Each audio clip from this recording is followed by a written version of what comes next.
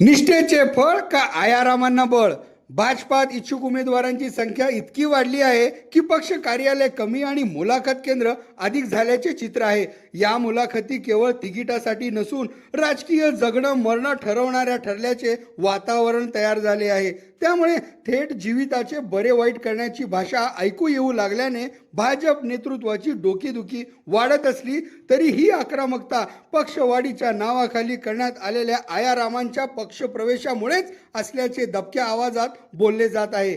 एकीकडे वर्षानुवर्षे झेंडा खांद्यावर घेतलेले एकनिष्ठ कार्यकर्ते तर दुसरीकडे काल परवा प्रवेश घेतलेले आयाराम आणि त्यांच्या मागे उभे असलेले गॉडफादर आणि त्यांची सेटिंग, या सगळ्यात तिकिटाची बाजी कोण मारणार याचीच खरी स्पर्धा रंगली आहे. ऐन निवडणुकीच्या तोंडावर इतर पक्षातून भाजपात आलेले माजी नगरसेवक रेडीमेड उमेदवार बनतील आणि मूळ कार्यकर्त्यावर अन्याय होईल या भीतीनेच मुलाखतींमध्ये शब्दांचे नाही तर इशाऱ्यांचे वार सुरू असल्याची चर्चा होताना दिसत आहे.